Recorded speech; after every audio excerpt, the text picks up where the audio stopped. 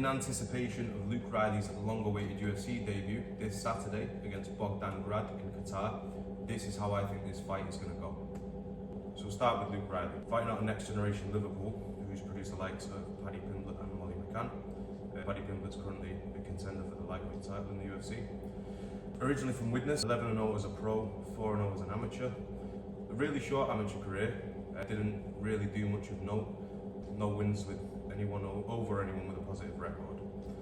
Didn't seem to really matter though, probably was the right decision seeing as he's now 11-0 as a pro in a good organisation like Cage Warriors. His opponent's record is 47-18, which is good. Had quite a few first round finishes at the start of his pro career. Talking about Luke Riley's strengths, obviously he's a striker, very good with the boxing. Got a very active lead hand that he sticks out to the head and to the body at a constant rate, so that does rack up over the course of 5 minutes in a round. Something I like about Luke Riley's style as well is that he always gives an answer to whatever his opponent throws. He doesn't really let anyone get free shots off, which can be a detriment in some scenarios. Obviously he does engage in firefights quite a lot. He's been caught and dropped in previous fights. Like one of his most recent fights with Loof.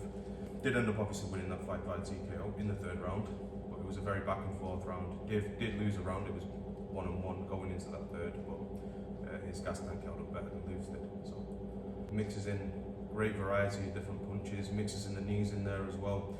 And he'll do that typically either when he smells blood, when he can see that you're hurt, or when he can see that you're tired. Even in the 1st round in the fight with Loof, almost finished him at the end of the 1st round with a flurry, when he just sensed Loof was a little bit gassed from the exchanges. But then Loof did come back in that 2nd round and catch him with a really good shot and ended up dropping.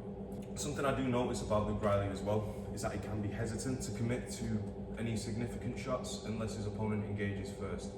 You'll notice that, I wouldn't call him a slow starter necessarily, but in some fights you will see that he kind of bounces around with the high guard and just sticks the jab out, and then when his opponent tries to go for something big, that's when he'll also engage in that. Which is a good thing as well. It means he doesn't want to rush his work, but sometimes he can end up giving away minutes on the clock to his opponent because he's hesitant to get going.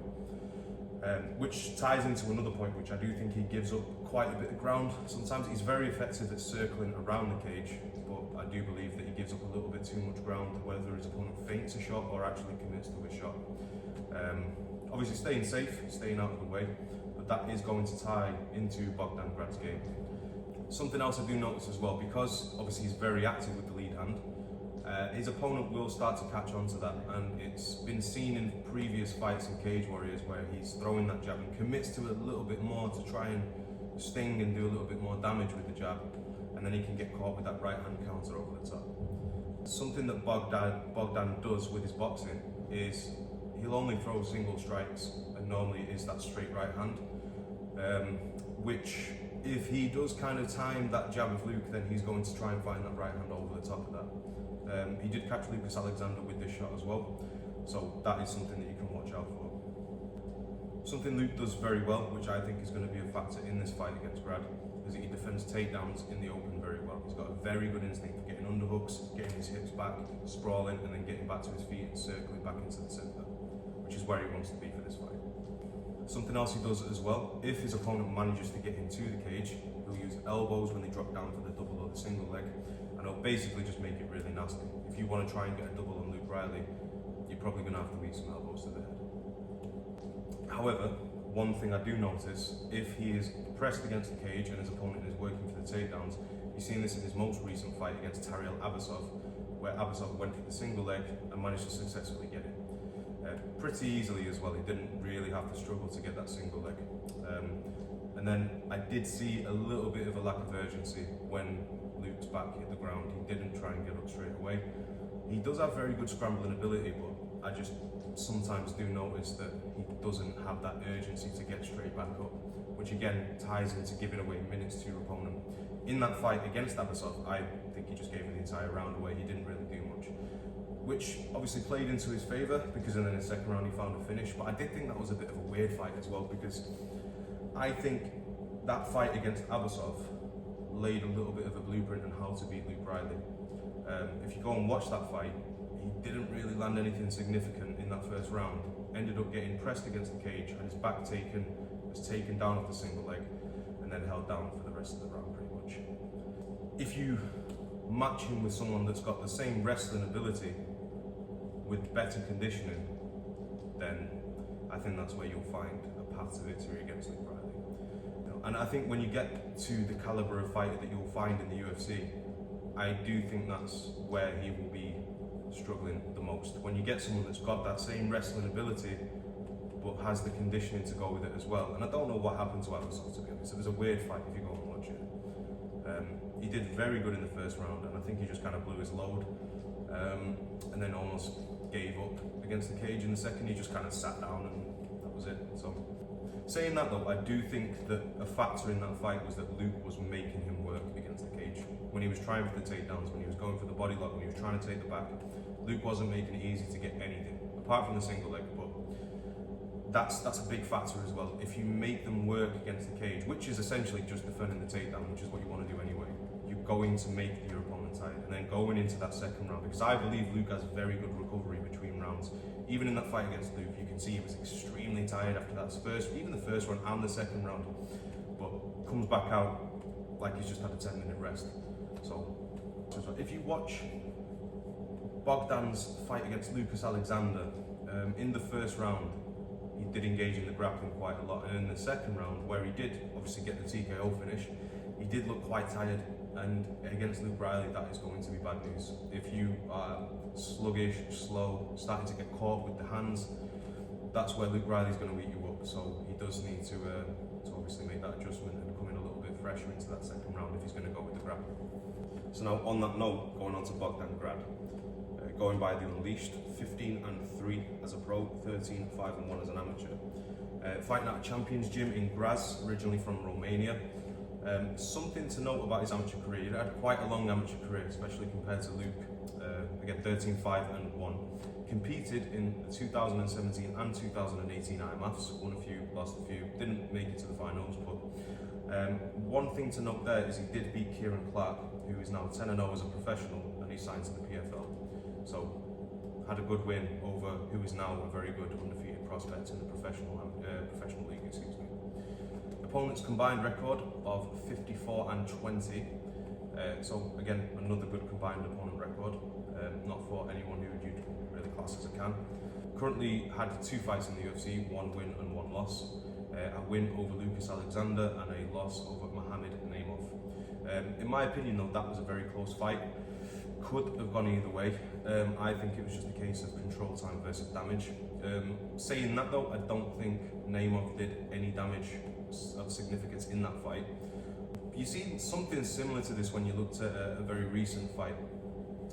Jailton Almeida versus Alexander Volkov, where I think Almeida had 13 minutes of control time in a 15-minute fight.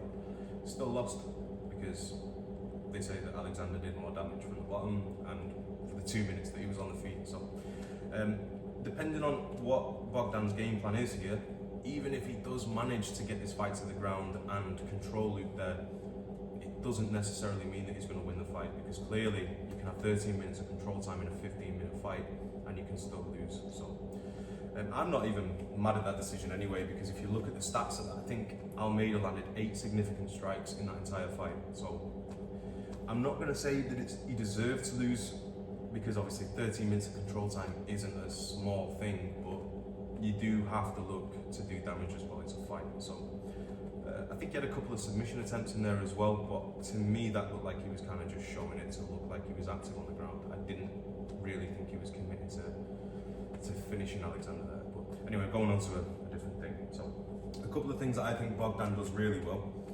is he's very pressure heavy from the start of the fight. He uses a lot of fast, twitchy feints, especially from the hips, because he's leads with the kicks almost. He's very kick heavy.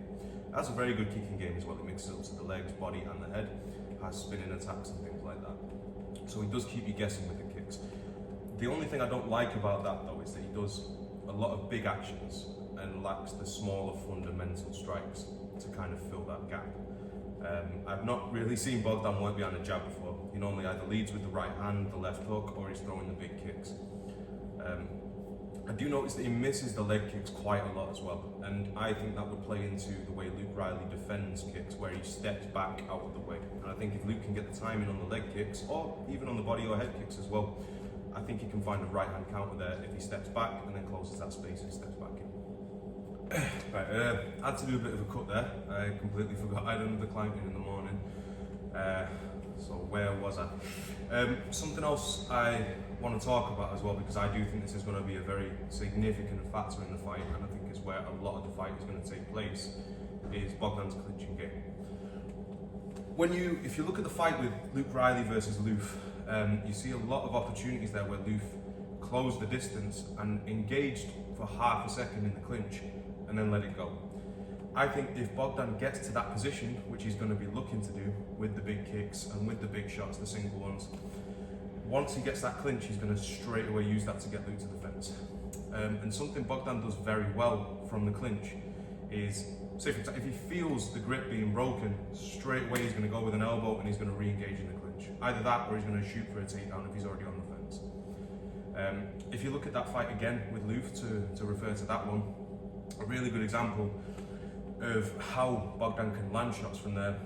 Even when Luke pressed Loof onto the cage and he was the one doing the offense, Loof was still landing those elbows inside while Luke was pressing him against the fence. Also, when Loof was the one pushing him against the fence and engaging in the clinch, he was landing his elbows as well.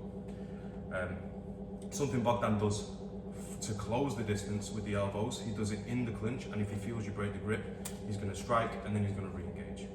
So I think you should expect to see a lot of the fight, at least in the first round, fall on the cage. But even when Bogdan does start to get tired, because you notice again in that Lucas Alexander fight, he starts to get a little bit slower, a little bit sloppier, starts getting hit with the shots a little bit more because he's tired and slowing down. That's going to be the deciding factor, whether Luke can capitalise on Bogdan slowing down in the second half of the fight. Because that is where Luke shines. When he sees you tired, that's when he starts going with the flurries, mixing in the different shots, the knees, the uppercuts, the hooks, the body shots. And it's whether Bogdan can keep engaging in the clinch, landing his shots, and then eventually taking Luke down to the ground. Especially now, the way judges look at the fights again, in reference to Volkov versus Almeida, you can't just hold someone. You can't just hold them on the cage. Even when he gets to the ground, you've got to do damage. But that is something that Bogdan does well. You'll notice, that's how he finished the fight against Lucas Alexander. He did get reversed a few times, but ended up obviously finishing the fight. He found his success. He doesn't just look to hold. When he gets you down, whether he's on his back, he'll throw up submissions, he'll throw up elbows, he'll try and do damage from the bottom. And if he's on top, he goes for the big shots as well. He doesn't try to just hold and control, which plays into how judges are now looking at fights. And I think they did change the rules on this as well, where they're looking at damage more so than control time. So I don't think we'll be looking at an Almeida, Alexander, Volkov sort of situation there. I think Bogdan will look to work and stay busy when he's on the ground. Something Bogdan does need to be careful of though, and you can see this in his Dana White Contender Series fight, in the fight against Naimov and the fight against Lucas Alexander, he does get reversed in positions quite a lot. He does lose positions, especially when he's trying for that single leg. He leaves his head too far to the outside, or the person starts to climb around to the back, stuff the head, and then they either work back up or they end up on top. The other thing Bogdan needs to kind of fix in this fight, Luke Riley isn't a submission guy, but it doesn't really matter. If a guillotine or a submission option is there, most fighters are going to try and take it and finish the fight. Bogdan has a habit of leaving his head open for that guillotine. We've seen that a few times. He's not been submitted with the guillotine, but he's left his head there. He's been in a submission attempt with the guillotine standing, managed to get out, but you never know. The next one could be the one that he gets finished with. So. Overall though, I do think Bogdan has very good octagon awareness. He looks the pressure from the very start of the fight with the twitches, the feints, the big kicks, the big shots. And he's very good at leading his opponent towards the cage wall, which again is where he's going to want to fight this fight. He doesn't want it to be out in the open where Luke can start getting off with the jab and his combinations until Bogdan wears down and he can start letting loose with the flurries. So on that note, going on to how I expect the fight to go. I think we're going to see the same start from Bogdan as we always do. I think he's going to come heavy with the pressure to begin with, trying to press Luke against the fence, using the feints, the twitches, the big kicks. I don't expect him to land anything significant because Luke's defense can be quite good. We've seen him caught with a head kick in Cage Warriors before in the first round, kind of grazed him across the face. Obviously with someone like Bogdan who's got a lot of power in his legs, that could be a little bit worse, but I think he's going to be wise to that. I think he's done his homework. I think his team's done his homework and they're going to be ready for those kicks. I do believe that Bogdan's going to take the first round. I think that he's going to fight his fight on the fence, because if you look at the two in terms of physicality, it doesn't, obviously Bogdan looks a lot stronger. Bogdan is very heavy set. He's an inch shorter, which means fuck all, pretty much. He's an inch in height. But he's also very, very dense. Like you can see in his shoulders, his back, his legs, he's very strong. That doesn't mean that Luke isn't strong as well. Like if you train, you'll know that you've got these guys in the gym that don't look like much. They don't look very big, muscly. They don't look like, you know, the same size as someone else that weighs the same. But they can be very, very strong. You know, so I don't think that is going to matter too much, especially when Bogdan starts to wear himself out a little bit with the grappling. It's just whether he can keep that up. So in the first round at least, I expect Bogdan to take that round just with control time on the fence. I think he's going to go for the back takes, the trips, the single leg. He's good at the single leg as well. You've seen him land that in fights before, or at least attempt it, which is the takedown Luke gets taken down with the most. I think what Luke needs to do straight away, off the bat, as soon as Bogdan starts with the pressure, is what he usually does, start with the jab to the body, but he needs to use his lateral movement to keep his back away from the cage, because that is exactly where Bogdan is going to be looking to put him. I think the calf kicks are going to play a big factor as well, and I think Luke and his team will have drilled this. I think because Bogdan gets hit with the leg kicks a lot, you can look in his previous fights. When his opponent throws a leg kick, he doesn't even step out of the way. He keeps that pressure. He doesn't attempt to check, he doesn't attempt to catch, counter, he just takes the leg kicks. So I think if Luke stays on that, kind of takes that mobility a little bit away, slows down that twitchiness, that fast fadey pressure that he brings, I think that will then force Bogdan to engage in the clinch earlier than he wants to do. It will force him to stay a little bit less out in distance using those big kicks, and I think the more that he tries to engage in the clinch, the more he's going to get worn down. He wants to engage in the clinch obviously, but he doesn't want to be forced to engage in the clinch, not for 15 minutes, because that is a very tiring way to fight. And again, just going back to seeing in the second round versus Lucas Alexander, when he starts to slow down and get hit more, that is where Luke shines with the flurries. So while I expect Bogdan to take the first round and I expect him to fight his fight against the cage, I also expect to possibly see him get close to being finished from Luke with his flurries. The question is in terms of the second half of the fight, because I do believe this goes a little bit longer. I don't think it'll be a fast finish, especially when Luke can tend to start a little bit slower. I think the question is whether Bogdan can keep up the pace fighting his fight against the cage on the ground with the ground and pound for a full 15 minutes. Obviously Bogdan can find a finish before the end of the bell as well, before the final bell, but Luke is very tough. Again, his recovery is incredible between rounds, and I don't know if Bogdan's going to be able to find a finish here. He tries for submissions, he tries with the ground and pound, he attempts to do damage, but Luke is very tough.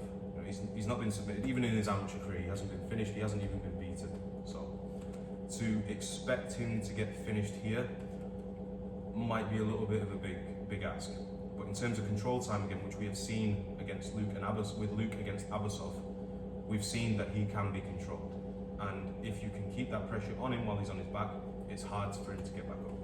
So I think the question is whether Bogdan can keep that pace up for 15 minutes. And if he can, I think he takes the fight.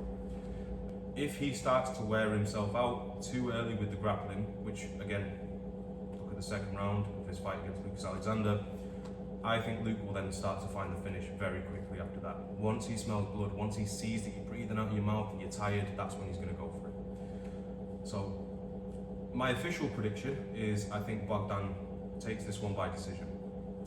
Alternate prediction, I think Luke by a second round TKO later in the second half of the second round. A little bonus thing as well, if you are a betting man, like myself sometimes, a bit of a degenerate. If you are going to place a bet on this fight, I think a safe parlay to, obviously no parlay is safe, but if you're going to place a parlay, I think a good one to double your money would be for the main event. You've got Arman Sarukian by submission or knockout, so a double chance for a finish either way. I think for the co-main event, you've got Ian Gary and Bilal Muhammad. I think that fight goes over 1.5 rounds, just 1.5 rounds. I'm not going to pick a winner there because I don't really know. Obviously, Bilal is kind of coming over the hill with his career. I think he's 37, 36 now, getting a little bit too old for it, and didn't look great in that fight against Jack Della Maddalena. And then the third leg is either taking Luke Riley by TKO or taking Bogdan Grad by decision. So let me know what you think in the comments.